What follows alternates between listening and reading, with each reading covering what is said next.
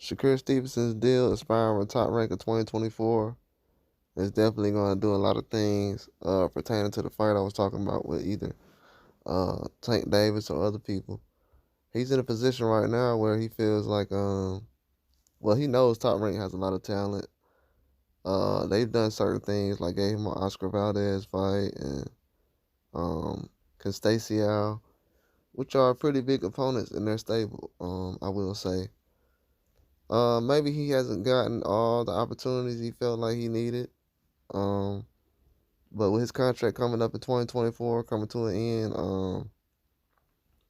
that could lead to other big promotional companies basically jumping in and guaranteeing him big paydays and big fights. That's basically all he needs. He's looking for all he considers.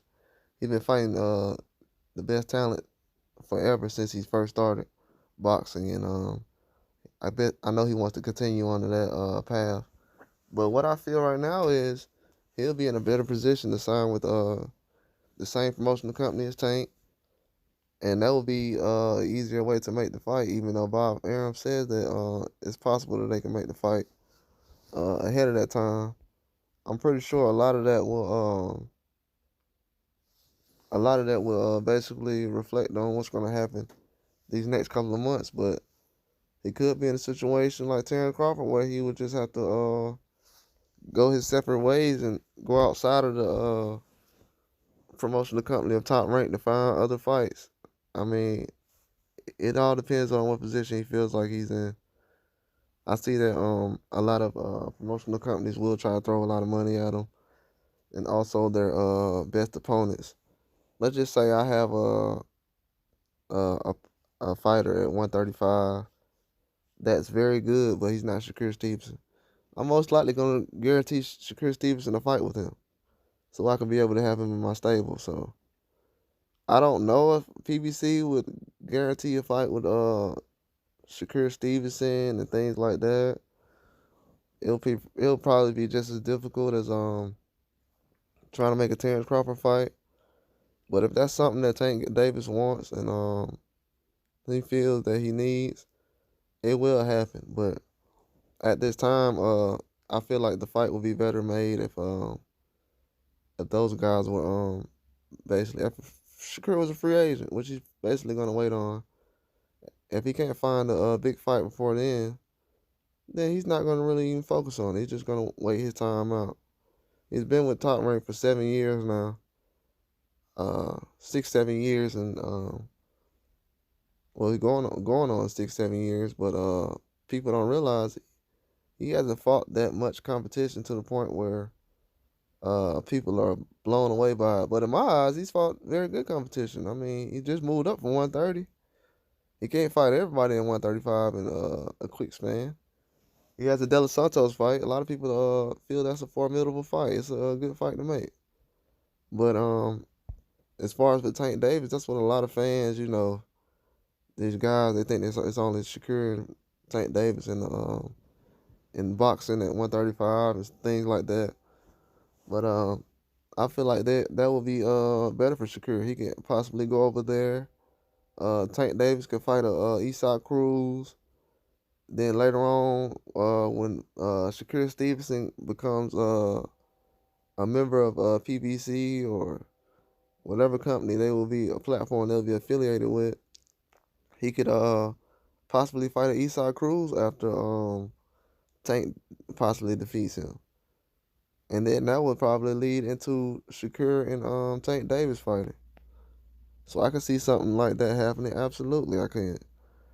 But I also can see a situation where he could possibly go to the zone for a couple of years, or he could just be a free agent and do his own thing and kind of linger around. And that's what a lot of things. That's where a lot of backlash is coming from other fighters. That association with Terrence Crawford, it helps and it hurts because now promoters feel like, well, if they're hanging around Terrence Crawford and things, maybe they feel the same way he does, which shouldn't matter. I mean, what hanging around another man who has a different opinion shouldn't matter, but we know how all these business guys think. They always try to get in somebody else's head, but I feel like Shakur, he basically that's a good situation for him to be in though, because he now sees how Terrence Crawford's been treated since he's became a free agent. So he also knows there's ebbs and flows to different things, and it could be a flaw, it could be something that can help your pockets, but it can also be something that can help your resume because now then the promotional companies won't try to give you some of their best talent they face, and then sanctioning bodies won't try to give you any kind of leeway as far as fighting the top guy or getting any kind of mandatory to put you in position. So a lot of those things play into place, but what I will say is Shakur is in a great position for boxing. A lot of things on his shoulders can really change boxing as far as his next moves and his next couple of fights. His decisions he will make, it'll really change really the way boxing is going right now. Because other than him at the weight classes he's left, too many people aren't really interested in the other guys because those fights aren't really getting brought to the forefront. A lot of guys aren't even talking about fighting other guys really or trying to put anything together. They're just waiting in the background. But you got the top guys, they're trying to force a fight on some of these other people, but we'll only know over time right now. But a lot of pressure, I'm telling you. A lot of pressure gonna go into on promoters and other guys are gonna go into what Shakur does next year when his contract with Top Rank expires. I'm pretty sure of it. And now that I know that that's kind of something that will linger, I feel like he should wait on that and try to figure out what happens before he try to fight Tank or anyone else really. But that's all I got, just for leverage. You know what I'm saying? Just for leverage. He's a businessman now, and he's a good promoter. So for himself, he's a good promoter, like as far as marketing. So I feel like he'll have a lot of leeway. But that's all I got. Like and subscribe.